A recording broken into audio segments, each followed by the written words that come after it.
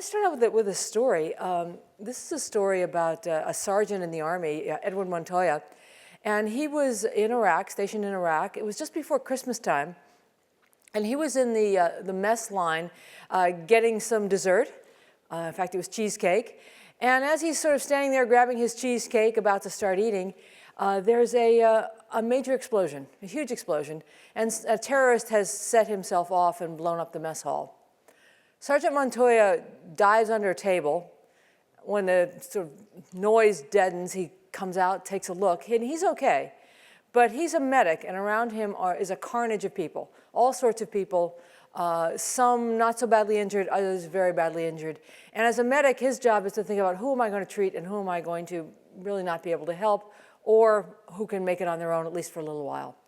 And so he's faced with that enormous complexity, enormous uncertainty, and what does he do? And what he does is he does what a number of people do, ranging from that grandmotherly Janet Yellen to crickets to Mark Zuckerberg. He faces complexity with simplicity, and in particular, simple rules. And Sergeant Montoya invokes the simple rules of medical triage in his case. Janet Yellen, facing sort of the complexity of the Federal Reserve, the US economy, the global economy, actually has some relatively simple rules around interest rates that revolve around a number for inflation, it's got to be over 2%, and a number for unemployment, it's got to be below 5 before she'll raise rates. Mark Zuckerberg, also facing some complexity, has some simple rules, especially around hiring. And crickets, you're probably wondering why crickets are in the picture. Well, you know, if you're a cricket, you've got a really short lifespan, and you've got a really small brain. You have to keep it simple if you're a cricket. So they're definitely into simple rules. What is a simple rule? Simple rules are shortcut strategies that save time and effort by focusing your attention and simplifying how we think. So basically, a simple rule is a rule of thumb. Let me get a little more granular, though, because you might have already thought of that. This is 1.0 on simple rules. First of all, simple rules are simple. That means, of all things, simple rules are 2 to 5 rules. Not a lot of rules, 2 to 5, something you can remember. Second thing, simple rules depend on the person and the situation. So the rules that you have might not necessarily be my rules. And then thirdly, simple rules relate to a specific activity. They're not platitudes like be nice to your mother or customer comes first kind of platitudes. Let me give you a few more specifics. Simple rules are simple. So the 3 food rules of Michael Pollan. Many of you know, or probably read Michael Pollan's book. Michael Pollan is the well-known University of California, Berkeley professor who wrote The Botany of Desire, The Omnivore's Dilemma, books like that. On many refrigerators around the world, people have posted Michael Pollan's rules for eating. And his rules are pretty simple.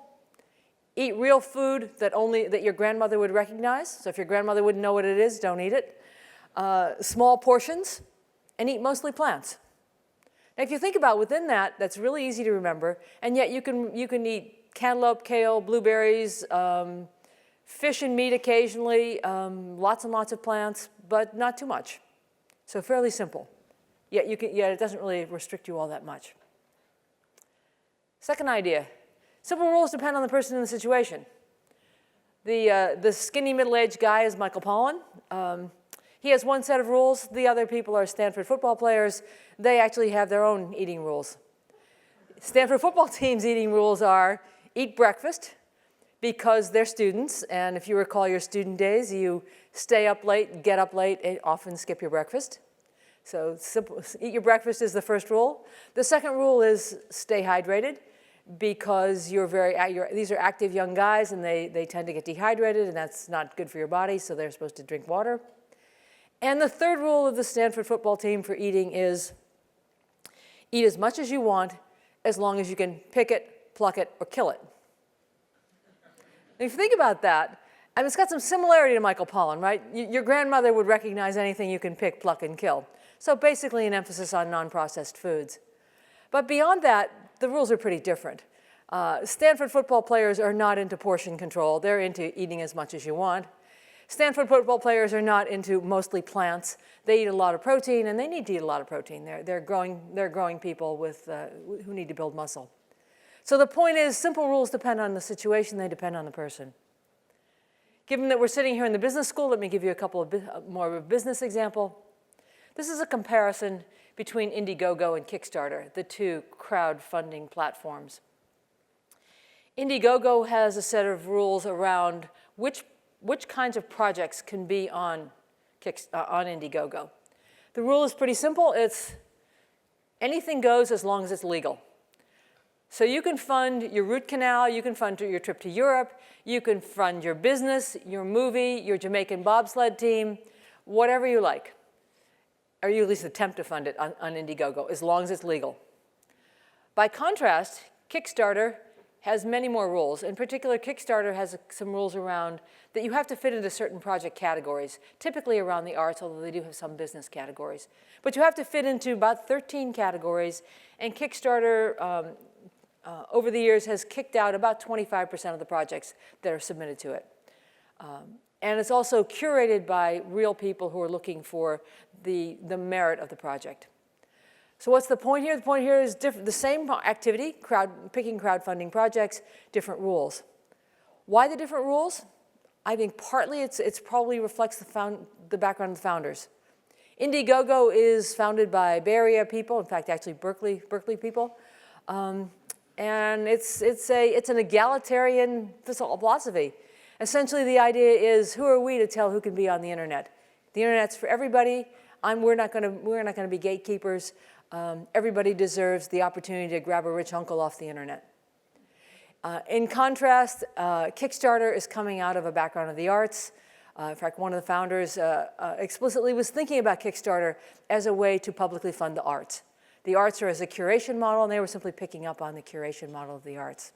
So same process, different rules, different people. Finally, simple rules refer to a specific activity that you do repeatedly. So for example, choosing foods. You choose foods every day, specific activity. If you're Kickstarter or Indiegogo, you pick projects every day. So these are repeated things that you do every day, focused activities. What are they not? What they're not is, for example, they're not simple rules for who to marry. One assumes that you only marry once or twice or maybe 3 times, but it's not a repeated activity. So there's no simple rules for eating. There's also, as I said before, simple rules are not about some massive opportunity or platitude. So for example, there aren't simple rules for curing world hunger. That's too complex a project. So it's focused on particular activities that you do often. Okay, that's the beginning of the story. Simple Rules 1.0. Simple Rules 2.0 is telling you a little about types of rules. It turns out that there are different kinds of rules. And that's relevant for a couple of reasons. One is some rules are easier to learn than other rules. So some are easy, some are hard to learn. Secondly, somewhat ironically, harder to learn rules tend to be more high-performing, lead to higher performance. So learning the harder to learn rules is more related to high performance. And the final reason it's important to learn the different kinds of rules is because having a repertoire of rules is also more effective than just having one kind. So that's why we're going to talk a little bit about kinds of rules. First rule I mention to you is a boundary rule. A boundary rule people use when deciding yes or no. For example, you're a judge and you want to decide yes or no on bail for someone who's under arrest. Or which alternative do you choose among a lot of alternatives? So in those two kinds of situations. So whenever you have mutually exclusive alternatives or you just have too many alternatives and you've got to pick one. Give you an example out of Google. When Google was less complex than it is now, there were some problems around trying to get product development projects done quickly, how to keep up with search features, for example. And there was some thinking about, well, gee, how do we actually develop products faster? And maybe we should reorganize the way we do product development, a number of other ideas. Finally came up with the idea what was really stopping them and slowing them down was their hiring. And they decided the key was, how do we hire top computer scientists faster? Because in general, top computer scientists are way more productive than not so top computer scientists, average computer scientists. So how do we get those people? And so they came up with a couple of rules. Some of it was around, just go to top schools and look for people with good grades. I mean, that was sort of something you would do. But the other rules were more subtle. One of the rules was look for people who are eccentric. People who've ridden unicycles or gone to the Himalayas for 6 months or been a stay-at-home dad or something that was out of the norm, although maybe stay-at-home dad's getting more popular. But in general, it was something, people had done something you'd never seen before. And the idea behind that was they'd found that people who were unusual were also more creative, and that's the kind of person they wanted. The second rule was favor people who've been referred to them by other Googlers. So Googlers referring future Googlers. And there the idea was that a Googler knows what a good Googler is, and by the way, they also want to work with good Googlers. They'll be a good source. And then the third rule was if you see any inaccuracy in the resume or that comes out during the process, don't hire that person. We want high integrity people. Any fudging, any inaccuracies on your resume, and you're out. Within that, then you could hire who you wanted, but it cut down the number of people that they were focusing on, and they started to focus on the people they really wanted. Another example of that is a company that we did some work with called Frontier Dental. They had an innovative products around dentistry, around inlays, crowns, that sort of thing. And their problem was they felt they had a great product. The industry media thought they had a great product, but it wasn't selling. And they were going to dentists, and maybe they'd call on 100 dentists, and 2 or 3 would talk to them, and maybe one of them might buy it. So they were spinning their wheels a lot of times trying to sell the product. What did they do? They went back and started looking at who had actually bought their product and was using it. They also thought about what their ideal dentist was, and then came up with some rules. The initial rules weren't very good. They were things like the ideal dentist is between 35 and 50. Well, it turns out it's really hard to tell how old somebody is. So what they ended up doing was going to really something very simple. We'll call on dentists with innovative websites, because that's a signal that that dentist has money and that dentist is forward-looking. So they looked at how innovative the website was. Second thing they looked at was credit scores. If a dentist has more than 2 dings on the credit report in the past year, don't go there either. So they wanted innovative dentists who pay their bills. Final example, just on boundary rules, just a quick one. This is the Weinstein company. I don't know, can you see that very well? Can you see it okay? That's a picture of the Imitation Game that you may recognize from the movies last year. Weinstein Company has brought you The Artist, The Talented Mr. Ripley, Chocolat, actually back in the day, Pulp Fiction, The Imitation Game, Silver Linings Playbook, a number of top Hollywood movies. They are known as a movie studio that is both creative and makes a bunch of money. So the Nirvana of the tech world, if you will. I won't go into all the rules, but one of them I think is kind of interesting is every movie has a flawed but sympathetic main character. And so in the case of Alan Turing, if you saw that movie, he is a real jerk, but you do feel empathy and you like him. I think most of us do. Same with Silver Linings Playbook. It's about a couple of people who get romantically involved who both have mental illness issues. And again, they're both difficult people, but you care about them. So isn't that every movie, you're saying to yourself? Well, if you saw The Gone Girl or Birdman, there was nobody to like in those movies. So, so the idea here is they're flawed, but you like them. Let me go to another kind of rule. This is a how-to rule. Guiding the basic steps of executing a task. I'll give you a couple of comments, a couple ideas here. One is Airbnb. As I'm sure many of you have probably used Airbnb at this point, you may also know that the Airbnb founders stumbled around for about 1.5 years after they rented out their apartment, a room in their apartment with an air mattress and a bagel. So they sort of stumbled around trying to figure out what the model was, finally joined Y Combinator, and ended up going to New York trying to figure out how to build their business. One of the early rules, and I think one of the most important rules that they developed was, first of all, to focus on host, but secondly, hosts always should have professional pictures taken of their properties. Why professional pictures? What that did was it made the properties on Airbnb look slightly better than those properties on sites like HomeAway or Vacation Rental by Owner or whatever, the other the other incumbents. Slightly better looking properties, slightly more likely to get the renter, became a virtuous cycle of more and more building of the Airbnb host and guest sides of the market. Another simple rule that they had was all hosts should leave local tips. So tips about the local farmer's market, the subway station, maybe leaves museum passes. The idea there was to differentiate the Airbnb experience from a hotel. It's personal, it's about you, it's local, and that was a signal to people that it was a local experience. Another how-to rule is actually coming out of Twitter. This is from some of the executives at Twitter.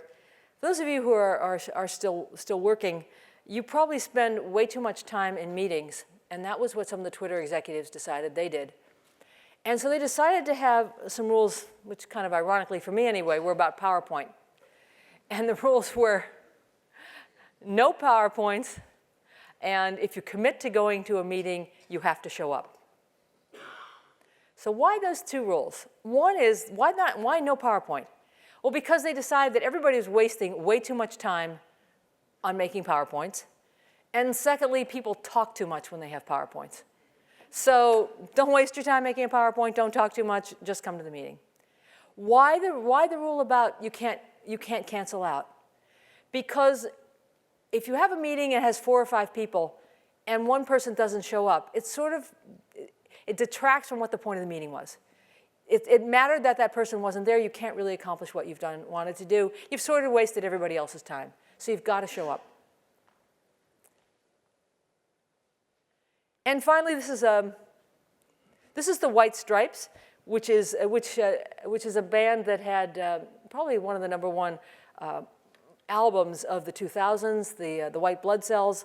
They're not, as you would imagine from that picture, they're not exactly a rule-bound kind of guys. But the point of this particular slide is to say that many people associate rules with lack of creativity. And I think that's actually wrong. A few rules is actually more creative than no rules at all. You need some kind of constraint to play off. And in the case of the White Stripes, what they did was they created their album, and they did 18 songs in 10 days. And they did that with, among other things, a few simple rules. One of the rules was no solos, no covers, which means not playing anybody else's songs, no blues, no guitar solos, no bass. Other than that, you could play what you wanted to play. And so the point here is that, again, you need some kind of constraint to be creative. And what's in fact happening, people say, oh, think out of the box. And I think what the real thing to say is create your own unique box and then play within that. That's where the creativity is coming from, or at least part of the creativity. Okay, how-to and boundary rules are pretty easy to learn. But let me talk a little bit about some harder rules to learn. Timing rules. Timing rules are harder to learn. But they matter. What are timing rules? Deadlines, rhythms, sequences. But they matter because they help you get things done. They help you get things started. They help you keep momentum when you have it. Given that we all got up early this morning, one set of rules is timing rules around insomnia. So there's some interesting rules that seem to work particularly for elderly people. And they are the simple rules of go to bed when you're tired, get up at the same time every day. 2 simple rules about time. Go when you're tired, get up at the same time. Back to the business world. This is actually Pixar, an example from Pixar. Pixar, as you may know, first hit was Toy Story. And Toy Story was a movie that took Pixar about 4 years to create. And after the glow of the success of Pixar, of Toy Story wore off, the Pixar executives started thinking to themselves, how do we make a real business if it takes us 4 years to create a movie? That seems too long. How are we going to get top talent? And so they started thinking about what are they going to do about that, and realized that what they really wanted to do was release a movie every year. So they developed a rule that says we'll release a movie every year, and we release it at Thanksgiving, which then hits the holiday season. So every year, holiday season. That is not so easy to do if you think about it, because what they had to do is take a 4-year process, and what they did was essentially chunk it into year-long blocks. So there'd be a year 1, year 2, year 3, year 4, roll it. and then having to understand what they could get done in the first year, the second year, and the third year, and had teams that handled each year. So you basically built a pipeline, which essentially made movie making something of a factory with a very long time in each step, about a year long in step. And so they don't necessarily release a movie every year. And occasionally they'll have a movie, in fact it just happened this year, where they weren't happy with the quality of the movie, and so they didn't release on time. But normally they hit it. Occasionally they go to, let's say, a June release, but mostly they're hitting that Thanksgiving, new release, Thanksgiving, new release. Another example is a company that you probably don't recognize. It's a relatively young company. It's called Primekss. Their business is concrete. One of their businesses is concrete. You probably haven't been thinking much about concrete lately, but you may know that that concrete and cement, its derivative, is the third leading cause of CO2 pollution in the world. So it's a massive contributor to global warming. And what the guys at Primekss did was come up with a new concrete. And first of all, they did that by going back to ancient Egyptian texts. The Egyptians were the first to do concrete. And realized that what the Egyptians and later on the Romans, who were also heavy users of concrete, were doing was they were adding blood and horsehair to the concrete. So they started thinking, well, you know, blood and horsehair is not exactly 20th century or 21st century. What are we going to do? And they proceeded to figure out a modern equivalent of blood and horsehair for their concrete. What it did was it cut the CO2 pollution in half in the making of concrete, and also allowed builders to use less concrete, and that concrete was less likely to crack. So it was both less polluting to make, and you used less of it and had to replace it less often when you actually got it in service. So they had this really great product. The question was how to sell it. They went to Las Vegas, the Las Vegas trade show. They had all kinds of partners around the world who wanted to get in on this concrete. How to choose? This is a small company. How do we choose who do we want to partner with? They came up with a couple of simple rules to sort it out. One was don't have geographically overlapping partners. If it's one geo, it's one partner. Pretty simple. Second thing they came up with was a little more subtle, and that was partner with people who have a laser screed machine. Now, you and I probably don't know what a laser screed machine is, but in the concrete world, people know, and it's a signal that this is a company that's innovative and high quality and progressive. So similar to the dentist with a good website, builders with laser screed machine was a signal of a certain kind of contractor. The third, because this is timing rules now, the third was a timing rule, and that was we're going to get a new partnership every 3 months. So every 3 months we're getting a new partnership, 3 months, 3 months, 3 months. We're a small company, we can't onboard people faster than that. On the other hand, we don't want it to last, we don't want to stretch out too far. They figured they had the capacity for 3 months. Moreover, being on a rhythm allowed them to, much as it did for Pixar, allowed them to synchronize their activities, their internal activities around engineering, sales, and so forth. So they know every 3 months we bring on a new partner. Every 3 months it's a new partner. Timing rules are fairly difficult to learn, but the hardest kind of rules to learn are stopping rules. We've probably all been in situations where we've bought a stock and never sold it, so we may have rules for buying but not selling. We're in a relationship, but we don't get out. We have difficulty saying when to call it quits. So most of us can choose to do things. Many of us have trouble getting out of things. And yet it can be that we're running out of time and resources. It can be that more promising opportunities exist. So our friends at Primekss not only had the rules I just told you, but they had a stopping rule. And that was if a partner has not sold our product within 3 months, we end the partnership. They were too slow, they weren't that interested, we made a mistake, time to move on. This is a picture of Steve Blank, who is known for the Lean Launchpad. He teaches, actually, I don't think he's teaching the business school, but I'm in the School of Engineering, and he's over with us in the engineering school. But Steve has a couple of rules about starting entrepreneurial firms. Some of his rules are how-to rules about how to find customers. He's famous for get out of the building, talk to 100 people, do it face-to-face. That's the first step. But he also has the back end of when to stop. When do you decide it's time to pivot? When do you decide this product's not going anywhere? And his rules are, after you've talked to your 100 customers out of the building face to face, do customers see a problem, number one? Number two, do customers want to solve that problem? Number two. Number three, will customers pay to solve that problem? And will they pay you? And number four is, can we actually solve the problem?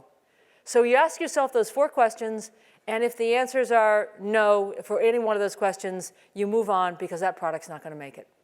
So 4 simple rules. Does the customer see a problem? Will the customer pay to solve it?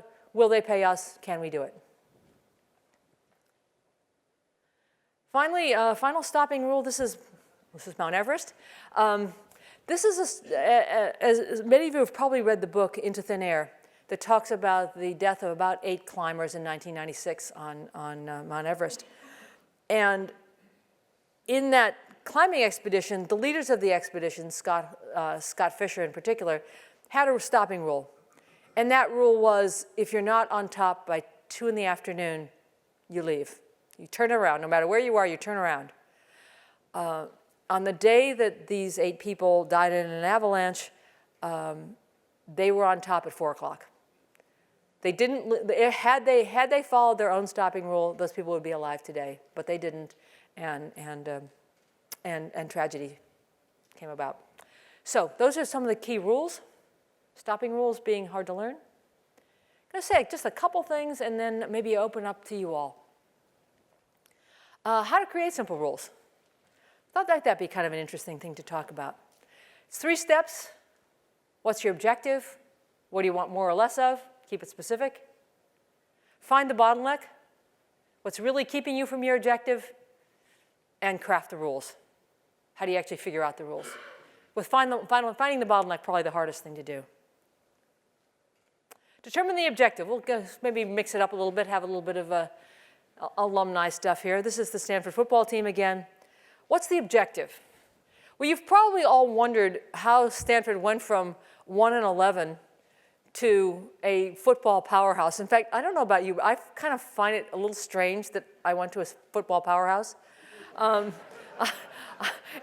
In some ways, I was more comfortable with that old, the old 4-6 Stanford when you could always get a seat.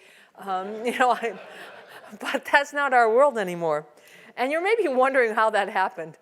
One of the big, if you think about the problem the Stanford football team has, is there aren't that many guys who are smart enough and can get into Stanford and can also play Division I football.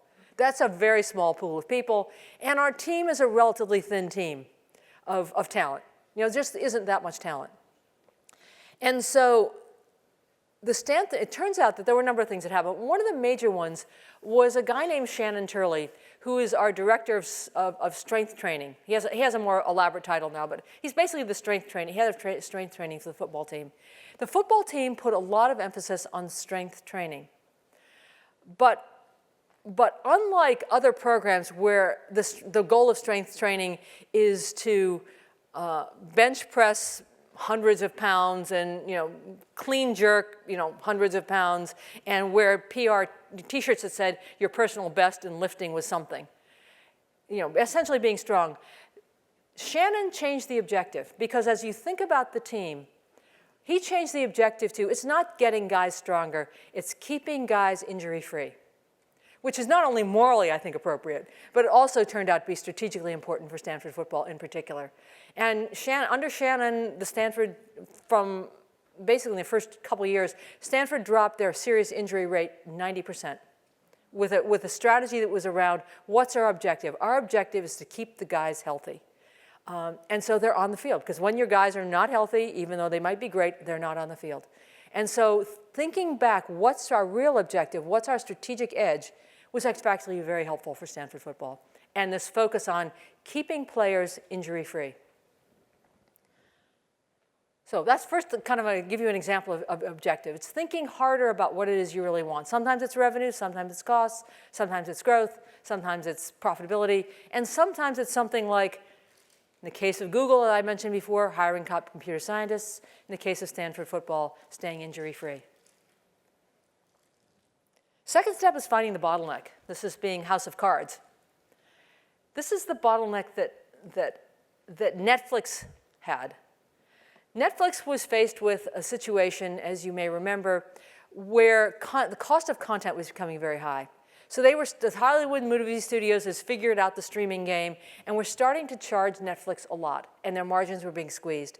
And so Netflix decided to do original programming, the first of which was House of Cards. And this is Kevin Spacey and Robin Penn-Wright, or Wright Penn, or Wright, I think it's just Wright now. The other, speaking of not having a simple rule for getting married. Anyway, the problem was, so what's the bottleneck? It turns out that the objective of Netflix was, to a large extent, creating buzz. They wanted media buzz because how else were they going to stand out against, for example, HBO? So they thought, well, you know, for most of television, what we call television, it's great writing. That's what really makes a great show. What makes Mad Men great, what made The Sopranos great, it's great writing. And so at Netflix, they said, well, you know, we have to have great writing because otherwise, you know, we just aren't you know, we can't compete. But you can't win with great writing. And so they thought further, what is the thing that will really win for us? What will really make us stand out and give us buzz? And there they changed the bottlenecks. They changed, and they addressed two bottlenecks that most of the, in fact, all the entertainment world on television was not doing. One of them was directing. Let's have A-list directors. And so they hired Kevin Fincher to be their director, and then Kevin Fincher proceeded to bring in other A-list directors. Kevin Fincher did The Social Network, Girl with the Dragon Tattoo, the movie with Brad Pitt about the guy whose life goes, he starts old and becomes young, Benjamin Button's, that movie. So an A-list top director. And then he had top directors working with him as well. Why that bottleneck? What did that bottleneck do? It gave House of Cards a unique cinematic quality by using top quality movie directors. So House of Cards simply looked different, and that created a buzz for House of Cards. It was a different looking experience on the small screen. The second bottleneck they attacked was programming. Traditionally in the entertainment industry, one buys pilots for a show, like 2 or 3 pilots, then goes 6 pilots, and then buys a year of shows. And then secondly, releases those shows every one a week. House of Cards changed that. House of Cards, Netflix not only did not buy pilots, Netflix bought 2 years of House of Cards, 2 years of episodes, and released, as you may remember, the first year all at once, so you could binge watch.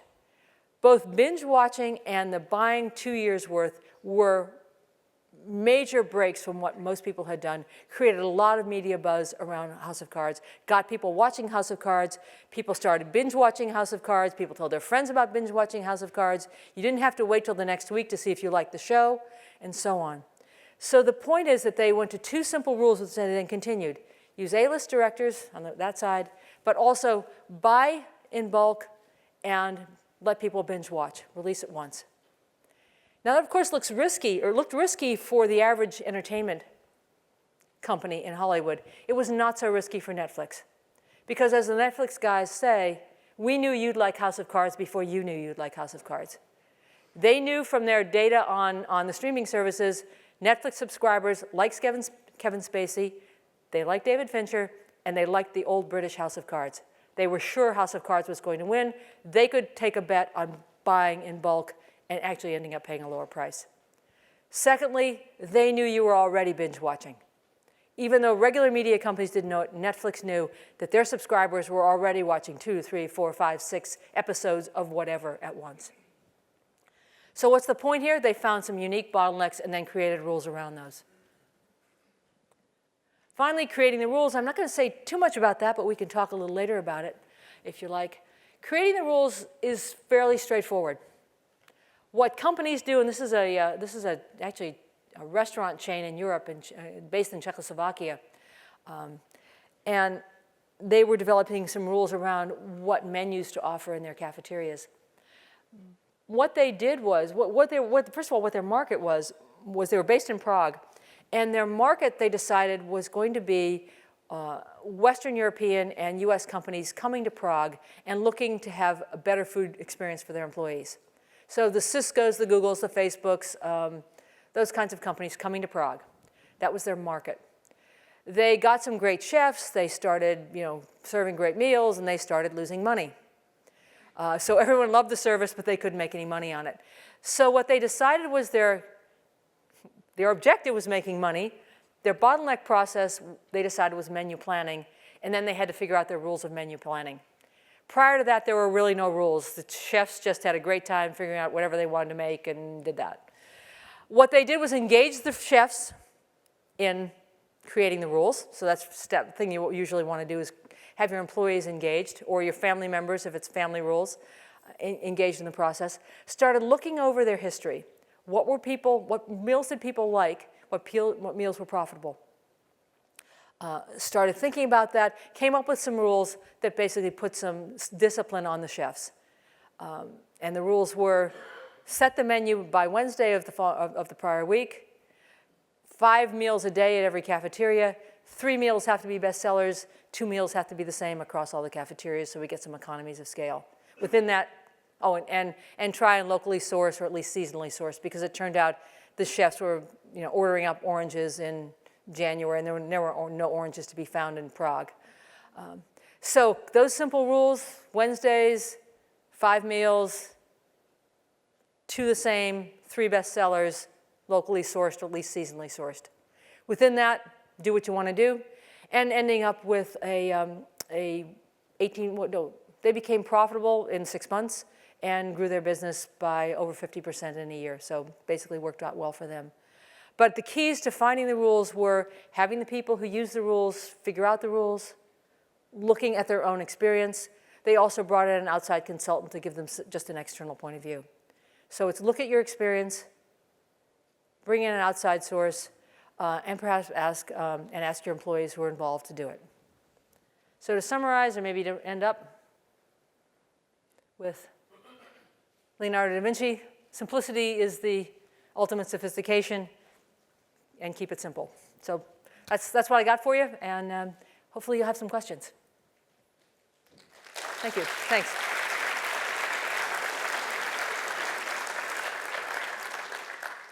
Any questions this morning? Anybody's got? Yeah, could you use a mic if there's one nearby?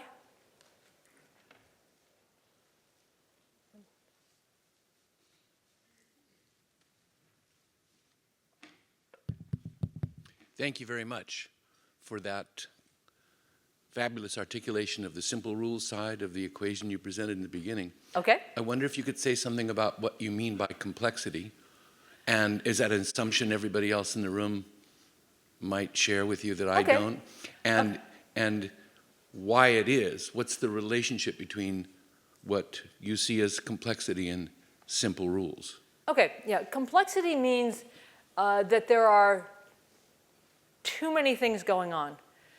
So I think most of us in our lives have too many remotes, too many things our kids are doing, too many things to do at work. So there's too many things to do is complexity.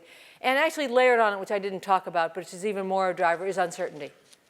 So not only are there many things to do and they're interconnected and it's hard to figure out causality, but also there's an underlying uncertainty.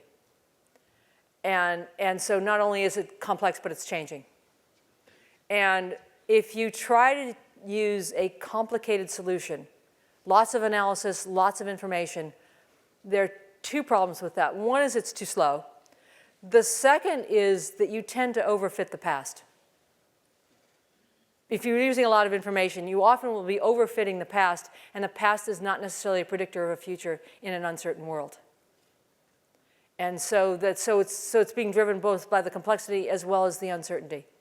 And so, for example, I'm now going to get a little bit techie here, but if you have a big data set and you can figure out equations that fit that data, the simplest fit of the data is the most predictive, not the most complex.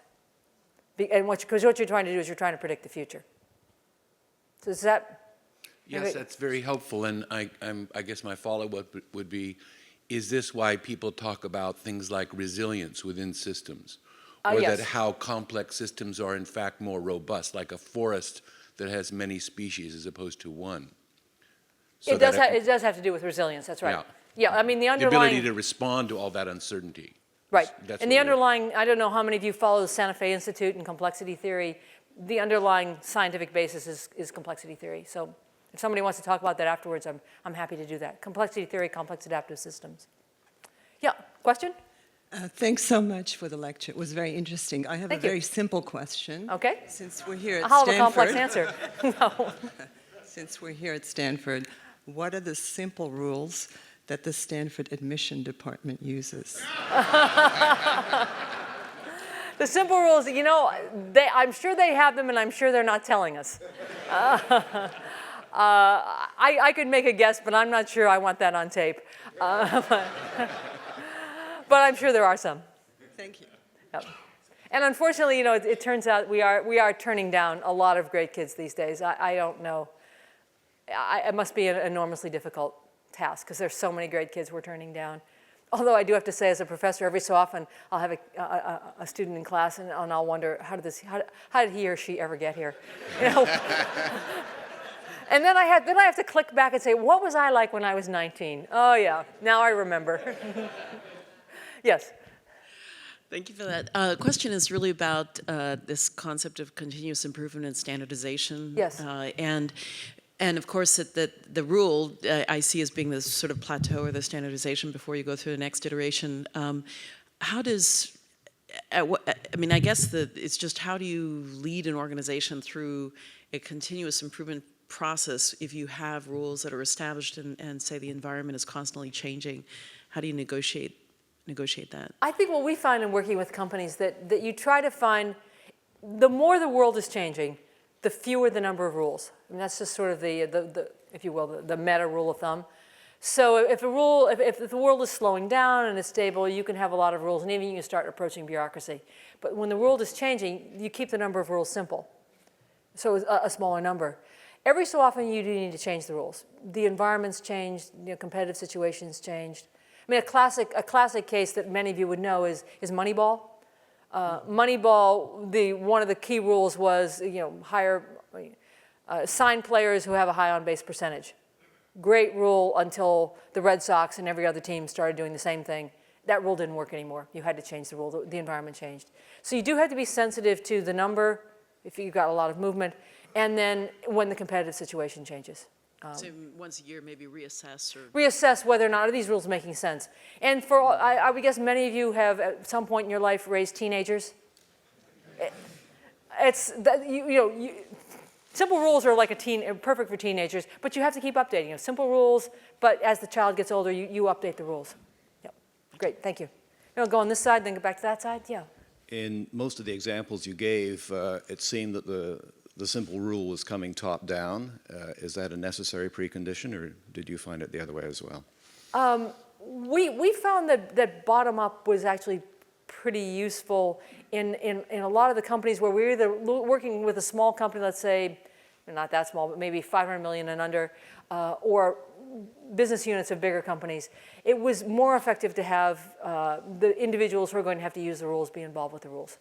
Then they understood it, they had more ownership, and so it was actually more effective to go bottom up using data from the past. Thank you. Okay. Yeah, who goes? And I come from a little bit more of a complex world. I'm a general counsel of a company. And what we find in our legal department is that oftentimes business units overlook exposures which can be catastrophic. Now, there's a very small probability of them happening. How do you integrate the probability of catastrophic exposures and in your rulemaking?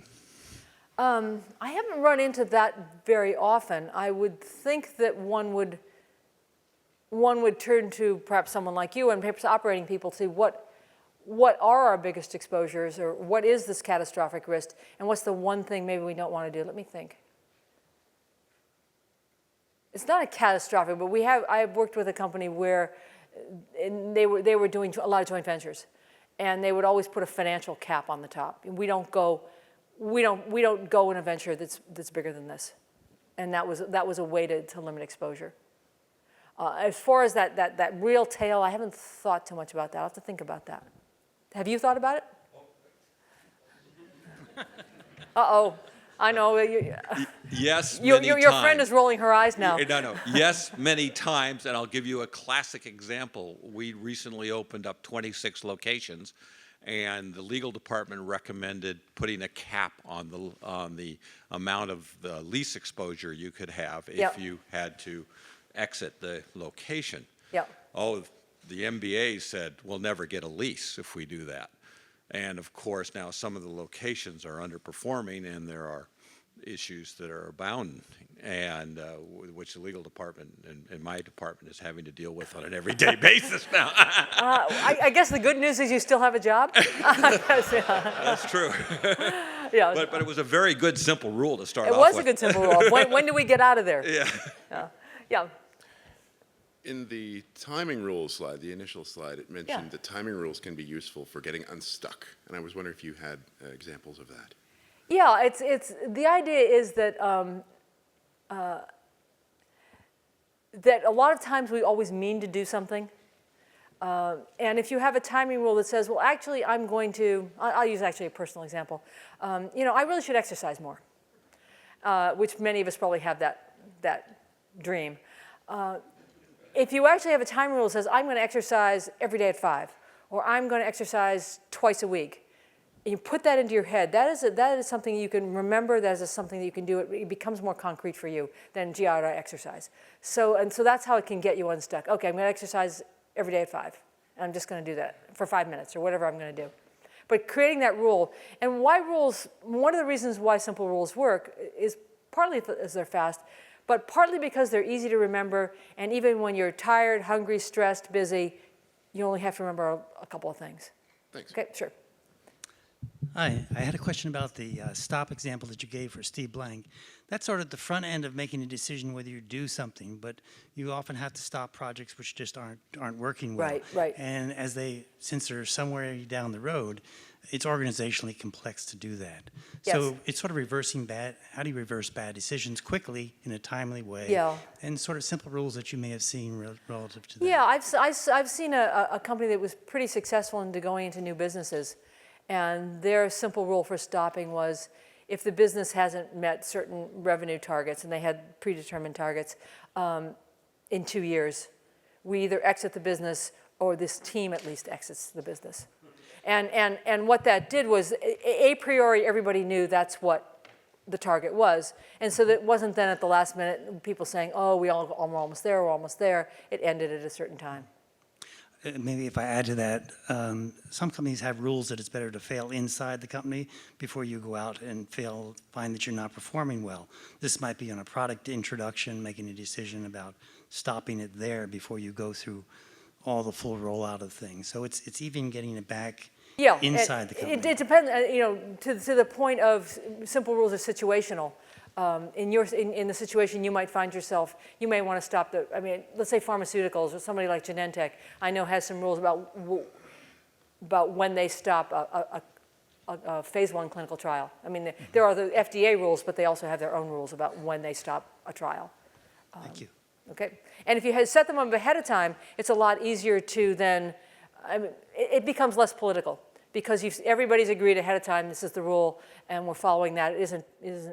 It then doesn't become political around, well, maybe it's different this time, maybe this team's different. It's you kind of know the rule. Anything else on anybody's mind this morning? Anything else? Okay. What simple rules could you apply to the complex problem of humanity's unrestrained, continued burning of fossil fuels?